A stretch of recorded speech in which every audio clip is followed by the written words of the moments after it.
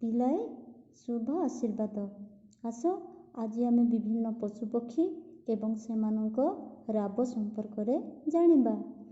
ପାହାନ୍ତା ବେଳୁ ରାବ ଦେଇଣ ସକାଳ ହେଲା କହେ, ତା ଡାକ ଶୁଣି ଉଠି ପଡ଼ନ୍ତି ଘରେ ଥାଆନ୍ତି ଯିଏ। କୁହରେ ସିଏ କିଏ, ସେ କେମିତି ରାବ ଦିଏ। ଚାଳ ଉପରେ ରାବ ସେ ଦେଲେ ମା ଆସନ୍ତି ଧାଇଁ, କହନ୍ତି ସିଏ ମାମୁଁ ଆସିବେ ଚାଉଳ ଦେ ଥୋଇ। କହରେ ସିଏ କିଏ, ସେ କିପରି ରାବ ଦିଏ। ରୋଷେଇ ଘରେ ପୋଷିଣ ସିଏ କ୍ଷୀରକୁ ପିଇ ଦିଏ, ମନ ଖୁସିରେ ଚୁଲି ପାଖରେ ଆରାମରେ ସେ ଶୁଏ। କୁହରେ ସିଏ କିଏ, ସେ କିପରି ରାବ ଦିଏ। ବିଲେଇ ମିଆଉ ମିଆଉ ମିଆଉ।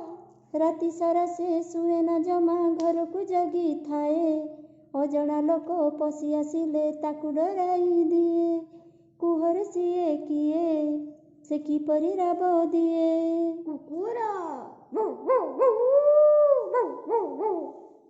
ଘରେ ସେ ଥାଏ ଆମରି ପାଖେ ପାଣିରେ ପୁଣି ଥାଏ, ସରସ୍ୱତୀଙ୍କ ବାହନ ସେ ତ ମନକୁ ମୋହି ନିଏ। କୁହରେ ସିଏ କିଏ, ସେ କେମିତି ରାବ ଦିଏ। ହଂସ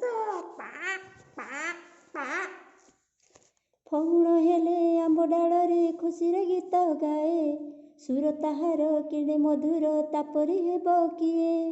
କୁହରେ ସିଏ କିଏ, ସେ କିପରି ରାବ ଦିଏ। କୋଇଲି କୁହୁ। ପିଲାଏ ଆଜି ଏତିକି।